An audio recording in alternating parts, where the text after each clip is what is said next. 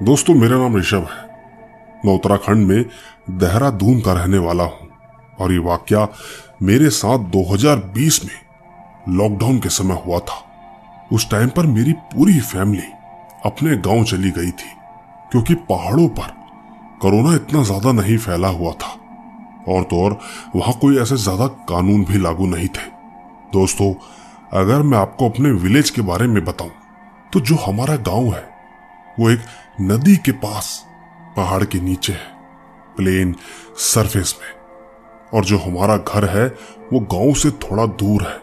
हमारे घर से एक पतला रास्ता जाता है सीधा हमारे गांव की तरफ। हालांकि वो बहुत छोटा रास्ता है, ऐसा मानो कि जैसे एक बारी में एक आदमी खड़ा हो सकता है, इतना पतला रास्ता। खैर, अब मैं अपनी स्टोरी पर आता हूं। ये तकरीबन जुलाई या अगस्त की बात होगी। एक शाम को माँ, मेरा भाई कृष और मेरे ताऊजी का लड़का शानू, हम लोग शाम को घूमने के लिए गांव जा रहे थे। मेरे साथ कोई बड़ा नहीं था और वैसे भी गांव और घर का रास्ता ज्यादा लंबा नहीं था, सिर्फ यही कोई 10 मिनट का होगा। मेरा कजन ब्रदर सानू वहीं पर रहता था। हम ठीक घर से 5:30 बजे के करीब निकले तो जब हम जा रहे थे तो रास्ते के बीच में एक छोटा सा जंगल पड़ता है। वैसे कुछ खास घना तो नहीं था, पर जंगली एरिया था। वहां आसपास किसी के घर भी नहीं थे।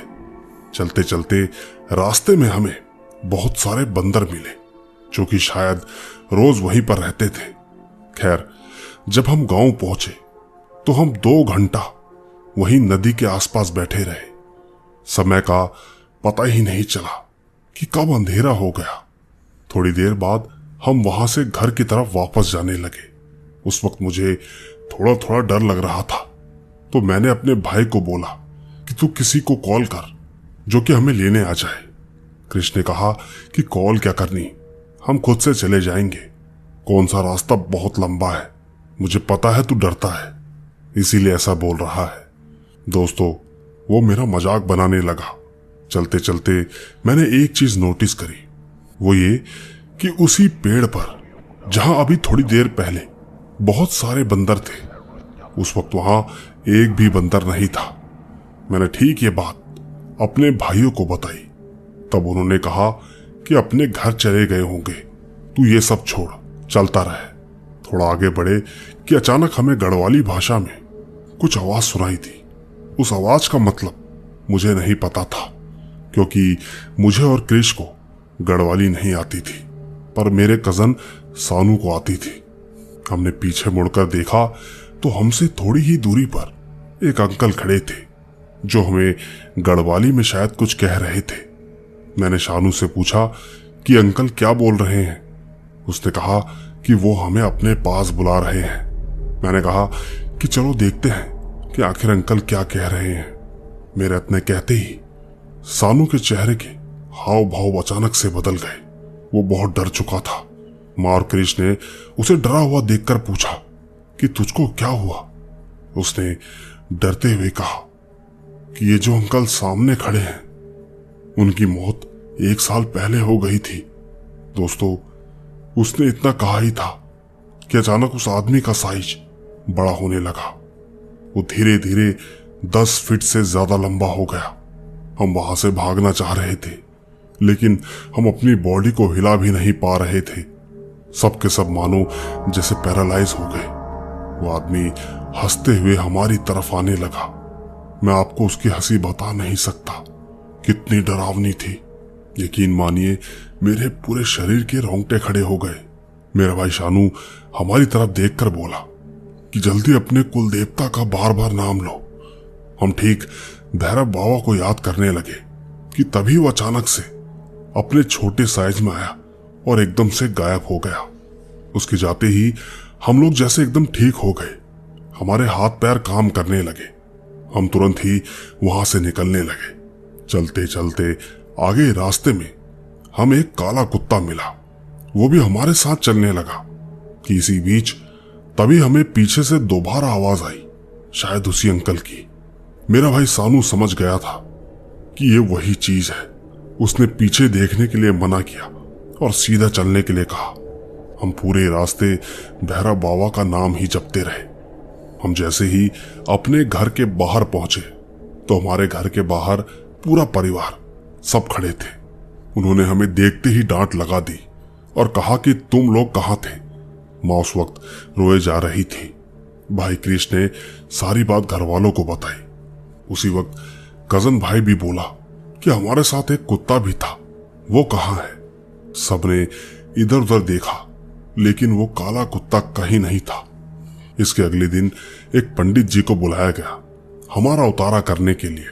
दोस्तों, तब पंडित जी ने जो बताया उसे सुनने के बाद मुझे आज भी यकीन नहीं होता। पंडित जी ने कहा कि जिस आदमी को तुमने देखा था वो 1 साल पहले ही मर चुका है और उसकी आत्मा को अभी तक शांति नहीं मिली है। अक्सर शाम होते ही बहुत लोगों ने उसे वहां पर देखा है और ठीक जिस काले कुत्ते को तुमने देखा था वो कोई और नहीं बल्कि भैरव बाबा ही थे, जिन्होंने बात के रास्ते में तुम्हारी रक्षा की थी। दोस्तों, आज भी मैं इस किस्से को याद करता हूं तो सच में मेरे रोंगटे खड़े हो जाते हैं। बस इतनी ही थी ये कहानी। तो दोस्तों, देखा आपने, ये थी ऋषभ की कहानी वाकई जोरदार थी। मैं उम्मीद करूंगा आपको जरूर पसंद आई होगी। नीचे कमेंट्स करना ना भूलिएगा, क्योंकि अब मैं आपको ले चलता हूं हमारी आज की दूसरी कहानी की तरफ। आइए सुनते हैं। दोस्तों, मेरा नाम प्रीतम है।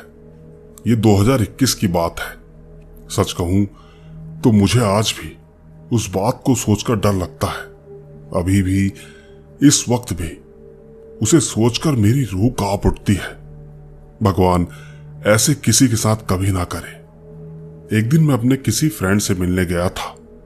रास्ते में जाते समय मुझे हल्की ठंड महसूस हो रही थी। शाम के भी यही कोई 6 बज रहे थे। काफी दिन हो चुके थे मुझे मेरी गर्लफ्रेंड से मिले। मैंने सोचा कि आज फ्री हूं तो क्यों ना जाकर मिल के आऊं। मेरे घर से उसका घर 2 किलोमीटर की दूरी पर था। मैं ठीक उसके घर जाने के लिए निकल गया। उसके घर जाते समय एक छोटा सा जंगल पड़ता है, तो ठीक उसके अंदर से होकर जाना पड़ता है। मैं ठीक गर्लफ्रेंड के बारे में सोचते सोचते खुशी से जा रहा था। उस वक्त सब कुछ ठीक था। उसके घर जाते समय एक रेल लाइन आती है, मैंने उसे भी पार किया। तब भी सब कुछ ठीक था। बस उसके बाद ही वो जंगल पड़ता है। मैं जंगल में घुसा, तब भी सब कुछ ठीक था। जंगल में कुछ देर जाने के बाद मुझे थोड़ा वॉशरूम आ गया। मैंने साइकिल रोकी और उतरकर वॉशरूम करने लगा। सब कुछ हो जाने के बाद मैं फिर से चल पड़ा। यकीन मानिएगा, मैं साइकिल पर जैसे ही बैठा था तो मुझे ऐसा महसूस हुआ कि जैसे कोई मेरे बालों को छूकर गया हो। उस वक्त हल्का अंधेरा भी था, मुझे ठीक से दिखाई नहीं दिया। बस मैं बहुत ज्यादा डर गया था वहां पर। मुझे लगा कि अचानक ये हुआ क्या। आज तक तो कभी ऐसा नहीं हुआ। मैं ठीक डरते डरते आगे की तरफ जाता रहा। मुझे काफी डर लगने लगा। मुझे ऐसा एहसास हुआ कि जैसे मेरे पीछे कोई है। मैंने पलटकर देखा तो कोई नहीं था। मानो ऐसा हो गया था कि जैसे अभी मेरे प्राण बाहर निकल जाएंगे। लेकिन फिर भी मैं हिम्मत करते हुए आगे बढ़ता रहा। उसी बीच अचानक से मुझे ऐसा सुनाई दिया कि जैसे कोई चिल्ला रहा हो। मैं जैसे तैसे राम राम करते हुए जंगल से कुछ ही दूर निकला। इसके बाद मैंने तुरंत फोन किया। उसने कहा उसे आने में 10 मिनट लगेंगे। मुझे कुछ देर वहीं पर रहना पड़ा। मैं वहीं आसपास थोड़ी दूर जाकर, एक लाइट थी ठीक रास्ते के पास, वहां जाकर खड़ा हो गया। थोड़ी ही देर में गर्लफ्रेंड और उसके पिताजी मुझे लेने आए। उनके आने के बाद मैंने अपने साथ घटी सारी घटना को खुल के बयां करा। उन्होंने कहा कि आज अमावस्या की रात का दिन है, तुम्हें आज नहीं आना चाहिए था। उन्होंने कहा कि अगर तुम्हें आना था तो सुबह ही आ जाते या फिर मुझे पहले बता देते तो शायद मैं तुम्हें लेने आ जाता।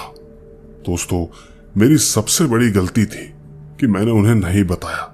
खैर, जब मैं इसके बाद उनके घर पहुंचा तो मेरी जान में जान आई। मैंने सोच लिया था कि आज के बाद मैं रात में कभी भी नहीं जाऊंगा। मैं बस आपसे इतना ही कहूंगा कि कभी भी रात के समय ऐसे रास्तों से मत जाना। मैं दुआ करूंगा कि आप में से किसी को भी ऐसे हालातों का सामना ना करना पड़े। उस दिन मैं घर भी वापस नहीं गया। समय बीतता रहा, मैं धीरे धीरे उस बात को भूलने लगा, लेकिन कभी कभी याद आता है तो मेरी रूह कांप जाती है। बस यही थी मेरी वो डरावनी रात। मैं मिदनापुर से हूं। मेरा नाम प्रीतम लाल है। वैसे मेरे पास और भी चीजें हैं, लेकिन मैं उसको बाद में बताना चाहूंगा। मैं बस महेश सर का धन्यवाद करता हूं, क्योंकि उन्हीं की वजह से मेरी लाइफ की एक घटना के बारे में मैं आप सबको बता पाया। धन्यवाद। तो दोस्तों, देखा आपने, ये थी प्रीतम की कहानी। उन्होंने बताया कि किस तरह जंगल के रास्ते से चलते चलते उनके साथ ये वाकया हुआ। खुशी इस बात की है कि उनके साथ कुछ हुआ नहीं। दूसरा, हमें यह समझना बहुत जरूरी है कि अक्सर जंगल के रास्तों से हमें नहीं जाना चाहिए। बाकी मैं ले चलता हूं आपको हमारी आज की तीसरी कहानी की तरफ। आइए सुनते हैं।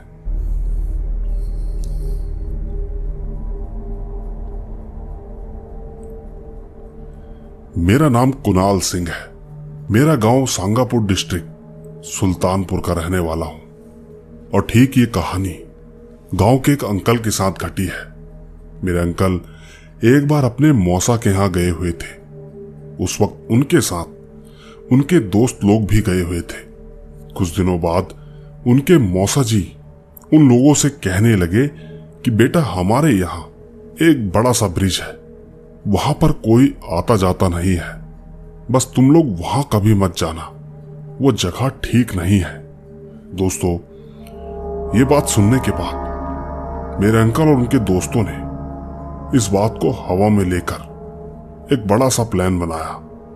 सोचा कि चलो हम लोग वहां चलते हैं और देखें कि आखिर ऐसी क्या बात है, आखिर कोई वहां क्यों नहीं जाना चाहता। लेकिन अंकल ने उन्हें समझाया कि अगर मौसा जी मना कर रहे हैं तो वहां जाने की कोई जरूरत नहीं है, जरूर कोई ना कोई तो बात होगी।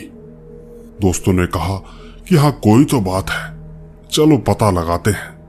इसके बाद वो जोर जबरदस्ती करके अंकल को मना कर ले गए। रास्ते में उन्हें ऐसा लगने लगा कि जैसे कोई उनका पीछा कर रहा है, लेकिन जब वो लोग पीछे मुड़कर देखते तो हर बार वहां कोई नहीं होता। वो लोग धीरे धीरे आगे की तरफ बढ़ने लगे। उन्होंने सोचा कि शायद कोई जानवर होगा जो कि भाग गया।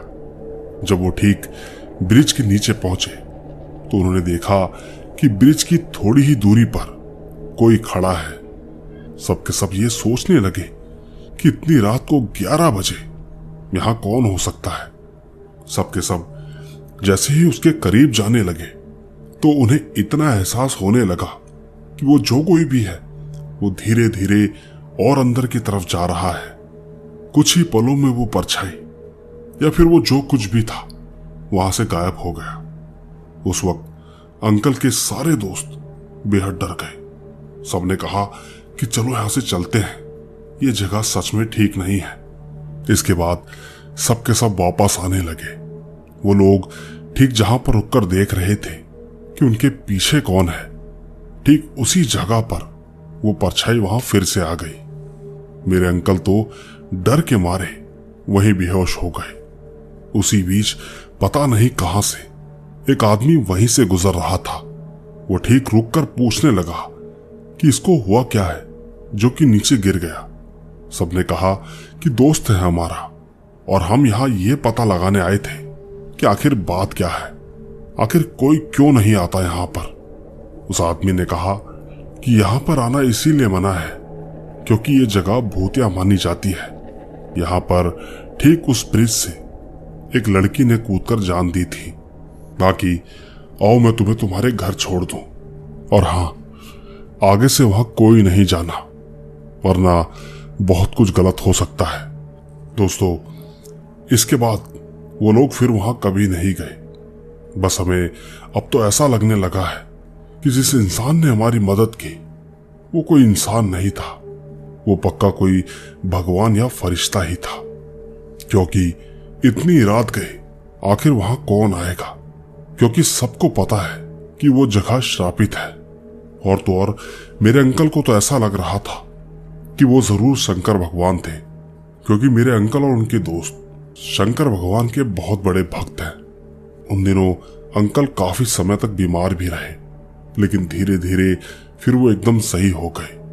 बाकी ये कहानी शायद इतनी डरावनी नहीं, लेकिन मेरी एक गुजारिश है कि महेश भाई इस कहानी को अपने चैनल पर डालते हैं तो मुझे सच में बेहद खुशी होगी। सबको बता दूं कि मैं इनका एक सब्सक्राइबर हूं। धन्यवाद। तो दोस्तों, देखा आपने, ये थी कुणाल सिंह की कहानी। धन्यवाद तो मुझे इनका करना चाहिए कि इन्होंने एक आप बीती मेरे साथ शेयर की। बाकी उम्मीद करता हूं कि आपको इनकी कहानी जरूर पसंद आई होगी। आइए मैं आपको चौथी कहानी की तरफ लेकर चलता हूं। आइए सुनते हैं।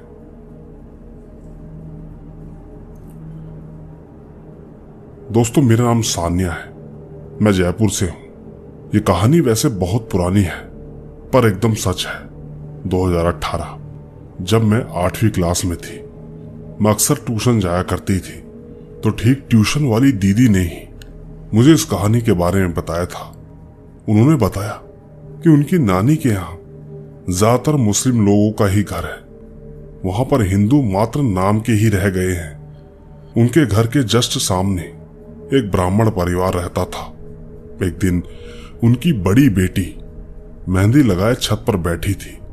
न जाने क्यों और कैसे उसे बैठे बैठे ये एहसास हुआ कि शायद कोई उसे छुपकर देख रहा है। वो जब भी मुड़कर देखती तो किसी को न पाती। इसके बाद नहीं मालूम ऐसा क्या हुआ कि उनकी आंख डायरेक्ट सुबह ही खुली। घर वालों ने पूछा तो उस लड़की ने बताया कि उसे कुछ भी नहीं पता, उसे कुछ भी याद नहीं।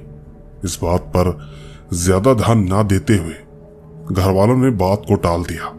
वो हमेशा बोलती रही कि मुझे अजीब अजीब सपने आते हैं, मुझे ठीक से नींद नहीं आ पा रही। घर वाले सोचने लगे कि शायद ज्यादा हॉरर मूवी देखने के चक्कर में इसके साथ ऐसा हो रहा है। इसके बाद ऐसा करते करते उसकी शादी का दिन नजदीक आ गया। दोस्तों, अब आप मानोगे नहीं कि जैसे ही वो अपने ससुराल में पहला कदम रखती है कि अचानक उसके साथ पता नहीं ऐसा क्या हुआ, वो सब कुछ इधर उधर फेंकने लगी। घर प्रवेश करना मुश्किल हो गया था। उसकी ऐसी हालत देखकर ससुराल वालों ने उसे घर वापस छोड़ दिया।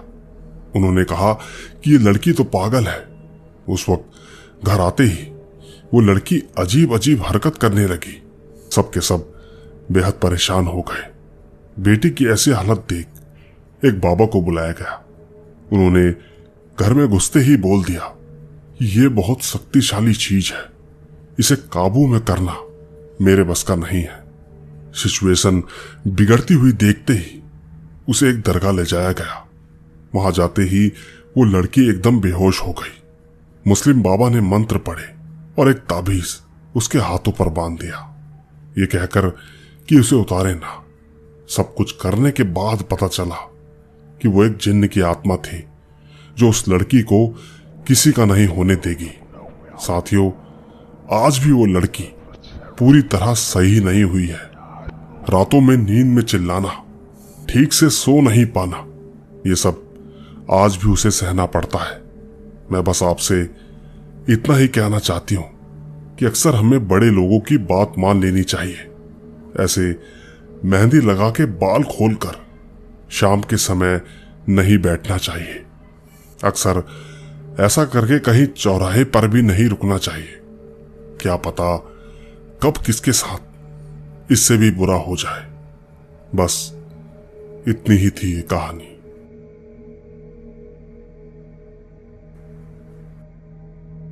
तो दोस्तों, देखा आपने, ये थी सानिया की बताई हुई कहानी, जो कि जयपुर में रहती है।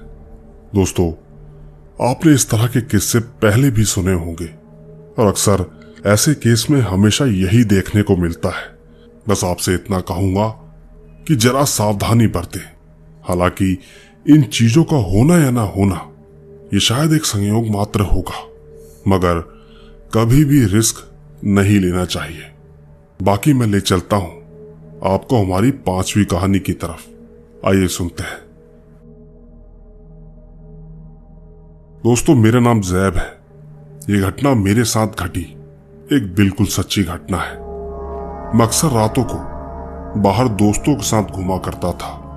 कभी कभी तो वक्त का पता ही नहीं लगता था। इसी तरह एक बार की बात है, मैं अपने दोस्तों के साथ कहीं जा रहा था। रात का समय था, तकरीबन 11:30 बज रहे होंगे। हम सीधा चौराहे पर जा रहे थे कि तभी अचानक किसी चीज की चीखने की आवाज आई। वो आवाज इतनी तेज थी कि कुत्ते भौंकने लगे। मैं बहुत ज्यादा डर चुका था। शायद वो कोई लड़की की आवाज थी। ये सब होने के बाद हम सब घर की ओर बढ़े। घर जाते जाते हमने एक गली देखी जो कि बिल्कुल सुनसान थी, एकदम सन्नाटा।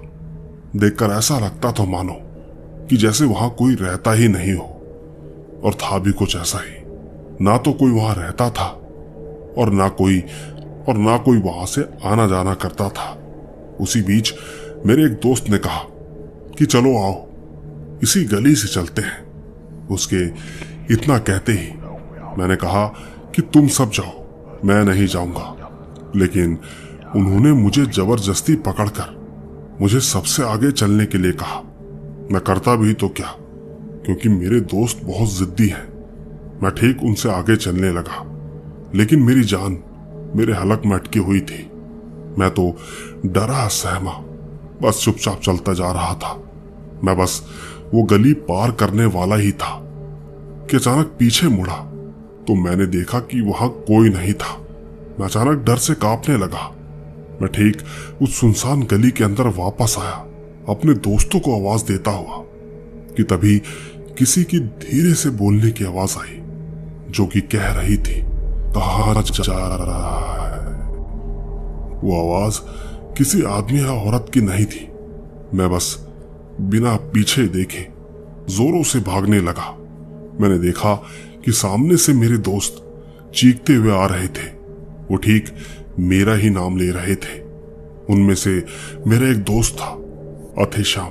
मैंने जाते ही उसको खींचकर एक थप्पड़ मारा। उसने मुझसे कहा कि क्यों मार रहा है। मैंने गुस्से में सबको उल्टा सीधा कहना शुरू कर दिया। मैं भूल गया था कि मेरे साथ उस गली में क्या हुआ था। मैं ठीक वहां से चुपचाप अकेला ही घर चला गया। घर जाकर मैं सीधा सो गया। सब कुछ ठीक हो गया था, पर मेरी आंखें 2:55 पर खुली। उस वक्त मैंने महसूस किया कि कोई तो मेरा कंबल खींच रहा है। मैं एकदम से उठा और मैंने लाइट खोल दी। इसके बाद मुझे नींद नहीं आई। मैं लगातार बाहर जाकर बीड़ी पीने लगा। बीड़ी पीते पीते मैंने देखा कि आसमान से कोई चीज आ रही है, जो कि ठीक मेरी ही तरफ आ रही थी, बड़ी ही तेजी से। मैं अंदर भागने की कोशिश करने लगा, लेकिन ये क्या, मेरे तो पैर किसी पत्थर की तरह जम गए थे। वो बड़ी सी चीज मेरे सीने से टकराई। मेरी आंखें फिर दोबारा खुली। मैं एकदम पसीना पसीना हो चुका था। सोचा कि ये कैसा सपना था। मैं कुछ देर बैठा और फिर वॉशरूम चला गया। दोस्तों, इसके बाद जो हुआ वो आप सोच भी नहीं सकते। मैं जैसे ही फ्रेश होने के लिए टॉयलेट गया तो अचानक किसी ने बाहर से लॉक कर दिया। मैं ठीक गेट की तरफ चेहरा करके खड़ा था, लेकिन मैं जैसे ही पलटा तो मैंने देखा कि एक किन्नर सफेद साड़ी में मेरे सामने खड़ा था। वो कोई साधारण किन्नर नहीं था। उसकी आंखें ही नहीं थी, लेकिन वो लगातार मुझे ही घूर रहा था। दोस्तों, मेरे पलटने के एक ही सेकंड बाद उसने इतनी तेज चीख मारी कि मैं वहीं पर बेहोश हो गया। आंखें खुली तो मैं हॉस्पिटल में था। भाई ने बताया कि तू टॉयलेट के पास बेहोश पड़ा मिला और तो और तुझे 4 दिन 16 घंटे में अब होश आया है। उसके इतना कहते ही मैंने भी सब बता दिया और फिर मुझे मेरा भाई हॉस्पिटल से सीधा मौलवी जी के पास लेकर गया। उन्होंने बताया कि इसके पीछे किसी सुनसान जगह से एक डायन लग गई है। उन्होंने झाड़ फूंक किया और पानी भी पड़कर दिया। बस उसके बाद से ही अभी तक मैं बिल्कुल ठीक हूं। लेकिन जो वाकया मेरे साथ हुआ, भगवान ना करे वो किसी को भी देखना पड़े। बस इतनी ही थी ये कहानी। तो दोस्तों, देखा आपने, ये थी ज़ैब की कहानी। दोस्तों, कहानी बड़ी ही इंटरेस्टिंग थी। उम्मीद करूंगा कि आपको जरूर पसंद आई होगी। इसी के साथ मैं ले चलता हूं आपको हमारी आज की आखिरी कहानी की तरफ। आइए सुनते हैं।